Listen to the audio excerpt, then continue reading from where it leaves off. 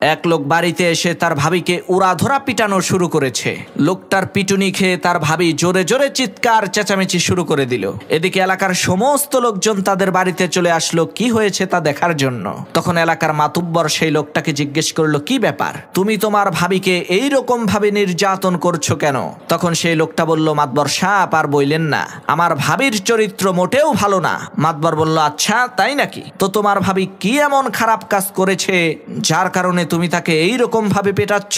তখন সেই লোকটা বলল, মাতবর সাহেব কি বলবো দুঃখের কথা, আমাদের এই এলাকার যাকেই আমি জিজ্ঞেস করি, কি ভাই মোবাইলে কার সাথে কথা বলেন, আজব ব্যাপার, সবাই বলে তোমার ভাবির সাথে কথা বলি। তাহলে মাতবর সাহেব আপনিই বলেন আমার ভাবির চরিত্র কত খারাপ, সে এলাকার সমস্ত পরপুরুষের সাথে মোবাইলে কথা বলে। তখন মাতবর বলল, আরে বেয়াকুব, আসলে বিষয়টা এইরকম না। আসল বিষয় হলো ওই লোকেরা তাদের নিজেদের স্ত্রীর সাথেই মোবাইলে কথা বলে। এলাকার লোকজন যেহেতু সম্পর্কে তোমার ভাই হয়, তাহলে তাদের স্ত্রীরা সবাই তো তোমার ভাবি হয়, এ কারণেই সবাই বলে তোমার ভাবির সাথে কথা বলছে। মাতুব্বরের এই কথা শুনে লোকটা বলল, ও আচ্ছা, এখন বুঝলাম আসল কাহিনী।